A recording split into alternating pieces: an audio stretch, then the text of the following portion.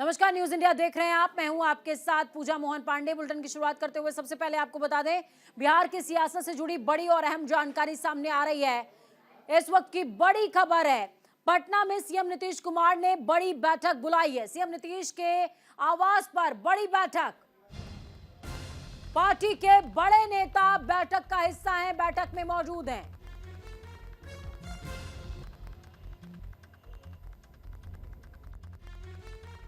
तो बिहार की सियासत में लगातार उलटफेर जारी, और इस उलटफेर के संकेतों के बीच पार्टी के बड़े नेताओं की बैठक।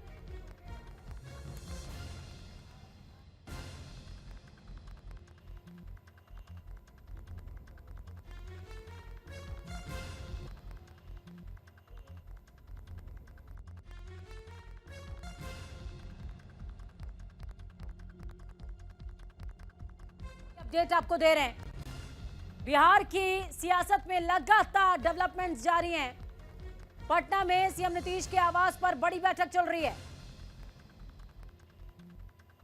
और इस बड़ी बैठक में पार्टी के दिग्गज मौजूद हैं। हलचल तेज।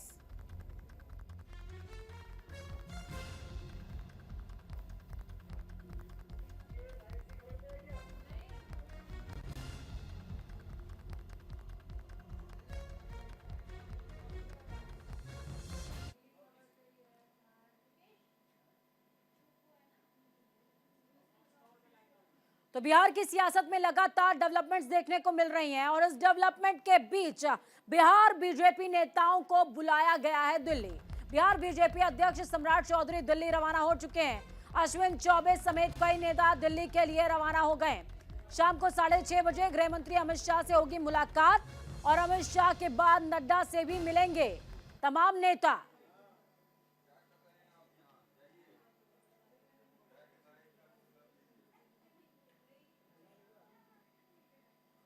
तो प्रदेश अध्यक्ष सम्राट चौधरी दिल्ली के लिए रवाना हो गए हैं। बीजेपी के फायर ब्रांड नेताओं में से माने जाते हैं सम्राट चौधरी।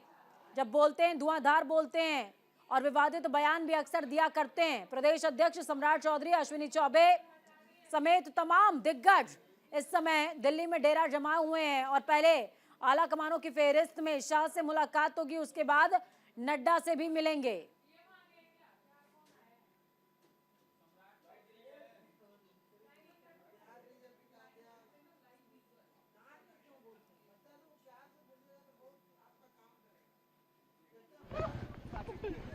देखिए, लाइव तस्वीर आपको दिखा रहे हैं। ये लाइव तस्वीर है सम्राट चौधरी की, जिसमें वो गाड़ी में बैठते हुए नजर आ रहे थे, और उसके बाद जब वो दिल्ली रवाना हो रहे थे, ये उस दौरान की तस्वीरें।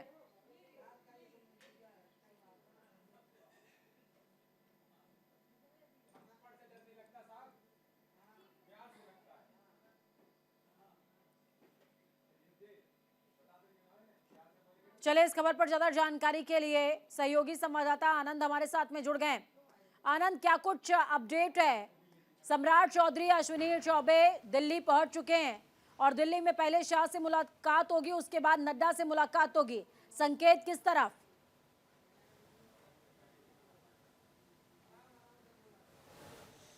जी बिल्कुल, अगर बीजेपी की बात की जाए तो बीजेपी ने कहीं ना कहीं बिहार में जो घटनाक्रम हो रहा है उसको लेकर अपनी तैयारियां तेज कर दी हैं। कहीं ना कहीं आप देखिए, जेडीयू में जो बिहार में पार्टी का कार्यालय है नीतीश कुमार के, वहां तमाम लोग जो कि आला अधिकारी हैं जेडीयू की मीटिंग कर रहे हैं, और मीटिंग से क्या निकलता है आप देखिए। ये कहीं ना कहीं एक इतिहास में भी आपको देखना होगा। ऐसे ही पहले भी हालात बने थे जब जेडीयू और बीजेपी की सरकार थी, और ऐसे ही एक बैठक हुई थी जिसके बाद नीतीश कुमार ने सीधे अपना इस्तीफा जाके राज्यपाल को दिया था। अगर वो इस्तीफा देते हैं या ना देते वो तो समय के आगोश में है, लेकिन उस तैयारियों को जैसे ही चीज़ों को लेकर चीज़ें सामने आने लगी कि बिहार में सब कुछ ठीक नहीं चल रहा है, उसके जैसे ही बीजेपी ने उसको लेकर तमाम तैयारियां शुरू कर दी थी। कल ही रात को बैठक हुई थी जहां प्रधानमंत्री नरेंद्र मोदी, गृह मंत्री अमित शाह और जेपी नड्डा जो कि पार्टी के राष्ट्रीय अध्यक्ष हैं, तीनों ने मीटिंग की थी घटनाक्रम को देखते हुए। और आज सुबह आनंद, क्या इन तैयारियों को देखते हुए ये समझा जाए कि पलटू राम की स्ट्रैटेजी रंग लाने को तैयार है, या अभी ये बोलना थोड़ी सी जल्दबाजी होगी?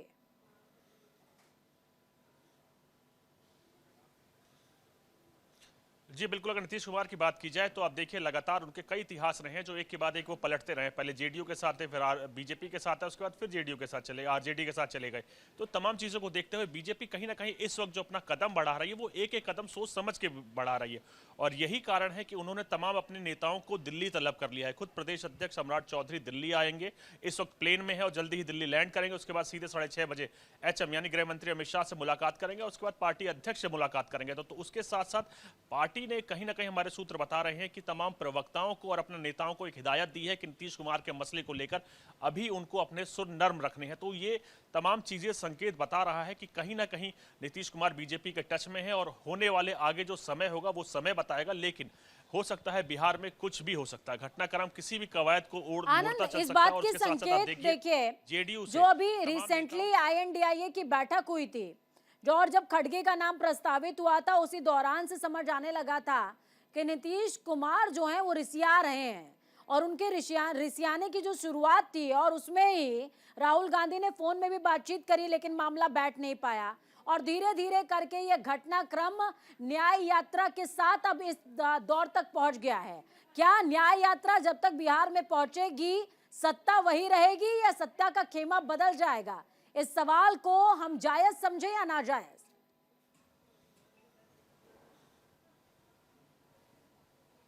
नहीं, इसमें कोई दो राय नहीं है। इसमें कई घटनाक्रम है, मैं आपको याद दिलाना चाहता हूं। जैसे इंडिया गठबंधन के संयोजक पद को लेकर था, पर नीतीश कुमार कहीं ना कहीं कयास लगा रहे थे कि उनको अध्यक्ष बनाया जाएगा, लेकिन उनको नहीं बनाया गया। उसके साथ साथ आरजेडी ने जेडीयू को तोड़ने की अटूट कोशिश की थी, जिसके चलते ललन सिंह जो कि राष्ट्रीय अध्यक्ष थे जेडीयू को, उनको भी बदलना पड़ा था। तो और उसके साथ आप देखिए जब कांग्रेस अपनी यात्रा निकाल रही है, तो जब बात बिहार में आएगी वो न्याय यात्रा, तो उस दौरान उससे बात हुई। जब नीतीश कुमार से पूछा गया कि क्या आप शामिल होंगे, तो उन्होंने बताया कि मुझे बताया ही नहीं गया है कि कब यात्रा बिहार में शामिल होगी, तो मेरा जाना उसमें लाजमी नहीं बनता। तो तमाम ये घटनाक्रम आपको बताएंगे कि जेडीयू लगातार कहीं ना कहीं इन तमाम चीजों को लेकर नाराज थी।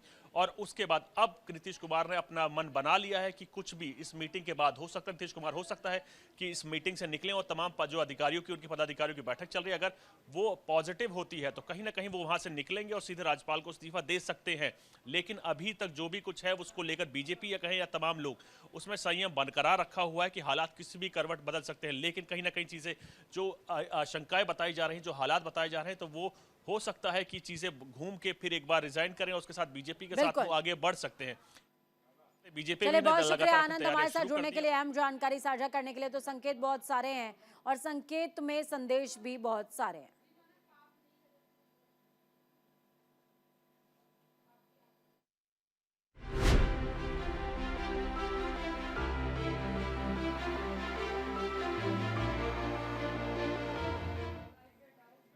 तो मोदी और मैक्रो की किले वाली केमिस्ट्री गजब ढाने को तैयार है। बड़ी खबर, अहम जानकारी आपको दे दें।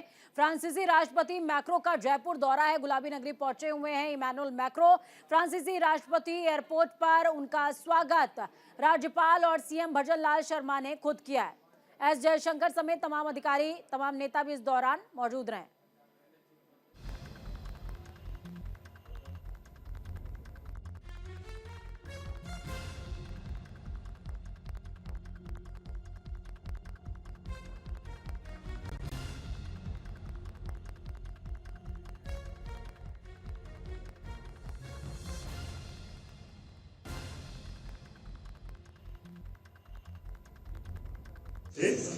Il faut les affronter, mais aussi être porté par l'enthousiasme et toutes les choses qu'il y a à faire. Et quand on voit tout ce qu'il y a à faire, à bâtir, regardez, j'étais là, moi, il y a 5 ans, on a déjà fait beaucoup de choses, mais on a des tas de choses à faire ensemble, donc ça donne de la motivation, voilà.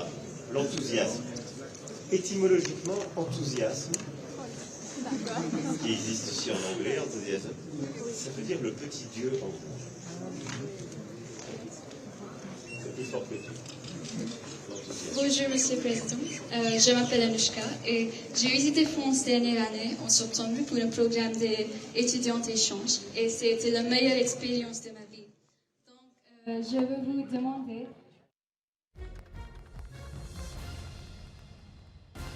Amer के किले में Emmanuel Macron तमाम लोगों से बातचीत करते हुए नजर आए। कुछ लोगों ने उनसे सवाल भी पूछे हैं और उन सवालों के जवाब भी इमैनुअल मैक्रो दे रहे हैं। गणतंत्र दिवस समारोह के चीफ गेस्ट भी हैं इमैनुअल मैक्रो, फ्रांस के राष्ट्रपति। और इसी के साथ फ्रांस और भारत दोस्ती की नई उड़ान, पेरिस से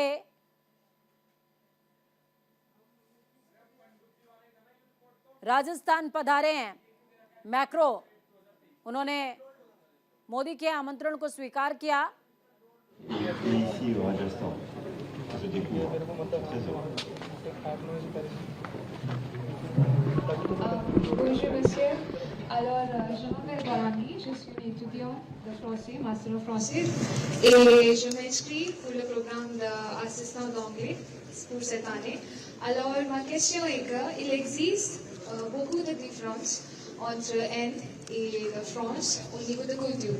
Alors, pourquoi, pour quelle raison, vous recommanderiez à une étudiante d'Inde d'aller en France pour des études? D'abord, la différence, c'est ce qui nous enrichit. Ensuite, je pense que vous n'êtes pas qu'une culture. L'Inde est déjà un creuset de milliers de cultures en soi. Comme je le disais, je pense दोस्ती का नया मुकाम है ये, और नए मुकाम का नया आयाम भी आपको दिखा रहे हैं। आयाम इस तरीके से कि सांस्कृतिक सम्मान के साथ फूले नहीं समा रहे हैं इमैनुअल मैक्रो। फ्रांस और भारत दोस्ती की नई उड़ान का आगाज है ये।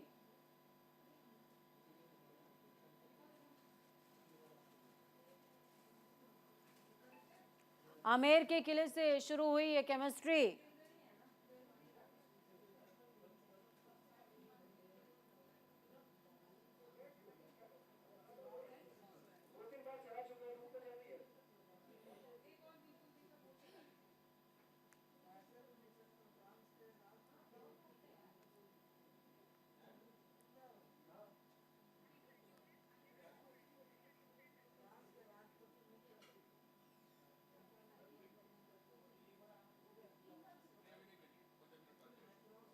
तो देखिए ग्राफिक्स के जरिए आपको बता रहे हैं कितनी खास है ये दोस्ती। इंडो फ्रांस दोस्ती को नया मुकाम मिला है। फ्रांसीसी राष्ट्रपति इमैनुअल मैक्रो का 2 दिवसीय भारत दौरा है।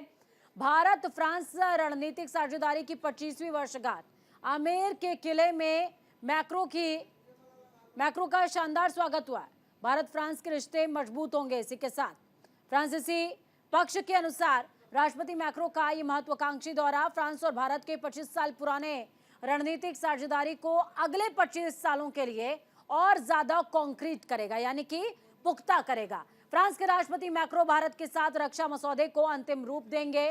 भारत की फ्रांस से 26 राफेल एम यानी कि मरीन वर्जन, देखिए मरीन को लेकर के, यानी कि जो जल क्षमता है उसको बढ़ाने में लगातार भारत जुटा हुआ है, और उसमें मरीन वर्जन राफेल का वो फ्रांस देने वाला है, उस पर भी बातचीत होगी। युद्ध विमान और 3 स्कॉर्पियन पनडुब्बियों की खरीद करने पर बातचीत चल रही है, जिस पर आगे बातचीत हो सकती है। 2018 में भारत की राजकीय यात्रा पर आए थे मैक्रो इससे पहले मार्च 2018 में स्टेट विजिट पर भारत आए थे। सितंबर 2023 में G20 समिट के लिए फ्रांसीसी राष्ट्रपति दिल्ली पहुंचे थे। मोदी मैक्रो के बीच द्विपक्षीय बैठक हुई। इस बैठक में दोनों देशों में डिफेंस साझेदारी और EU ट्रेड डील पर भी बातचीत हुई थी। 25 जनवरी को मैक्रो राष्ट्रीय दौरे पर भारत पहुंचे और अब 26 जनवरी को गणतंत्र दिवस की परेड में मुख्य अतिथि के रूप में वो शामिल होने वाले हैं।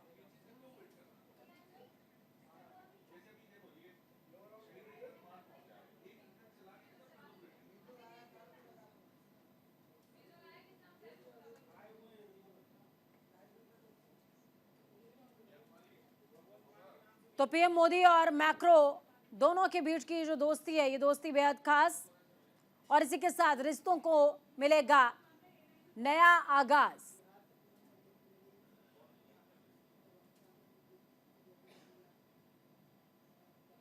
तस्वीरें आपको दिखा रहे हैं इमैनुअल मैक्रो जिस दौरान जयपुर पहुंचे थे, ये उस दौरान की तस्वीरें हैं। मैक्रो के भव्यतम स्वागत के लिए देखिए इंडो फ्रांस दोस्ती का नया मुकाम है। जयपुर में दोनों नेताओं के बीच में द्विपक्षीय बैठक है, बेहद खास ये बैठक। फ्रांसीसी राष्ट्रपति इमैनुअल मैक्रो का 2 दिवसीय भारत दौरा है। भारत फ्रांस रणनीतिक साझेदारी की 25वीं वर्षगांठ है ये। आमेर के किले में मैक्रो का शानदार स्वागत होगा। आमेर के किले में मैक्रो बच्चों और कारीगर से मुलाकात करते नजर आए। Macro Bharat France culture projects के स्टेक होल्डर्स से बातचीत करते भी नजर आए हैं। जयपुर में दोनों नेताओं के बीच में द्विपक्षीय बैठक हुई। मोदी मैक्रो का जयपुर में एक रोड शो भी होगा। राष्ट्रपति मैक्रो हवा महल में यूपीआई ट्रांजैक्शन करने वाले हैं। हवा महल जो कि जयपुर की शान बोली जाती है, पीएम मोदी के साथ वो वहां पर चाय भी पिएंगे। जंतर मंतर और जयपुर के हवा महल को देखते हुए मैक्रो गणतंत्र दिवस की परेड के सपने भी संजोने वाले हैं। उसका रीजन समझिए, क्योंकि कल गणतंत्र दिवस की परेड के दौरान चीफ गेस्ट के तौर पर इमैनुअल मैक्रो शामिल होंगे।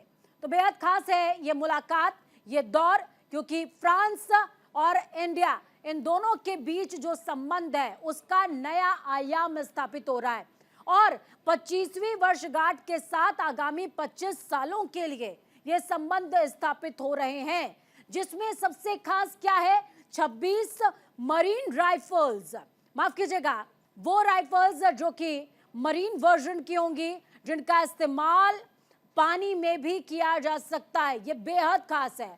हम सभी जानते हैं कि भारत अपनी सैन्य क्षमताओं को बढ़ाने में, अपग्रेड करने में लगातार जुटा हुआ है और उन सैन्य क्षमताओं को अपग्रेड करने में जितनी ज्यादा जो भूमिका है वो रशिया की रही है, अब उतनी ही भूमिका लगभग फ्रांस की भी देखने को मिलेगी, क्योंकि मरीन के क्षेत्र में यानी कि जल मारक जो शस्त्र हैं उनके क्षेत्र में फ्रांस का मुकाबला लगभग देशों के पास अकाट्य होता है और फ्रांस के पास कई ऐसे शस्त्र हैं जो मरीन क्षेत्र में मारक क्षमता रखते हैं और भारत भी उन तमाम क्षमताओं का लाभ लेते हुए कहीं ना कहीं कई पहलुओं पर बातचीत करेगा। द्विपक्षीय बातचीत होगी ये और इन बातचीतों के दौरान माना जा रहा है कि ये बातचीत गंतव्य तक भी पहुंच सकती है।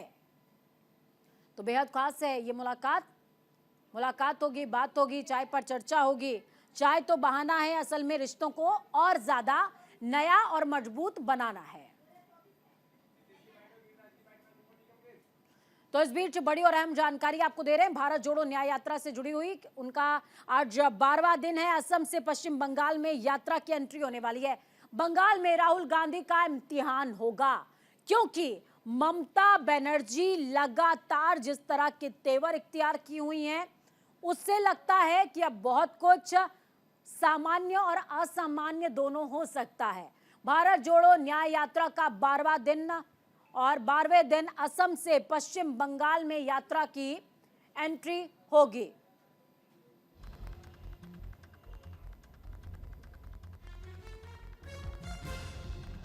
भारत जोड़ो न्याय यात्रा का 12वां दिन है और इस यात्रा के दौरान राहुल गांधी हेमंत बिश्वा शर्मा के गढ़ से निकलकर दीदी के गढ़ में जाएंगे। सवाल है कि क्या सेंध लगा पाएंगे, क्योंकि अधीर रंजन चौधरी दीदी के गढ़ में आक्रामक नजर आते हैं, लेकिन INDIA गठबंधन में दीदी की भूमिका भी है।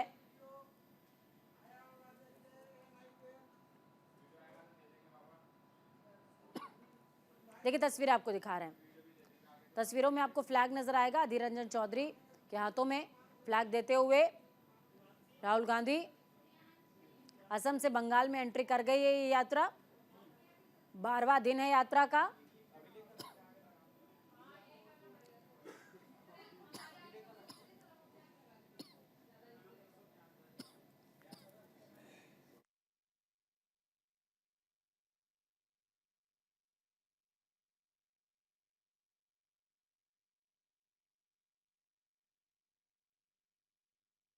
देखिए, हम लोग जब पदयात्रा करता हूँ, या तो पदयात्रा करता हूँ या तो साइकिल चलाता हूँ, विदाउट ये सब बड़ा बड़ा व्हीकल, विदाउट कंटेनर। आपका कंटेनर में तो एसी उसी सब है, तो ऐसा यात्रा करने का कोई मुझको मौका मिल जाए तो मैं सालों भर घूमते ही रहूंगा भारत में। अच्छा हो गया, कम से कम शांति से निकाल गया। मेरा बहुत मन में डर था कोई कम्युनल क्लैश वगैरह ना हो, अच्छा से निकाल गया। अभी आज से शांति में सब सो सकते हैं। बटद्रवा थान में हजारों लोग एकत्रित होके वो महोत्सव देख रहा। क्या कोई प्रदेश क्या कोई प्रदेश का सरकार या कोई टेम्पल मैनेजमेंट कमेटी वो समय ऐसा एक व्यक्ति को जाने का अनुमति दे सकता है जो व्यक्ति का पार्टी ने वो अनुष्ठान को बहिष्कार किया है अयोध्या में? असम में कोई तो बुलेटिन में वक्त छोटे से ब्रेक का ब्रेक के उस पार खबरों का सफर लगातार जारी रहेगा। बने रहिए न्यूज इंडिया के साथ, क्योंकि हम हैं राष्ट्र की आवाज।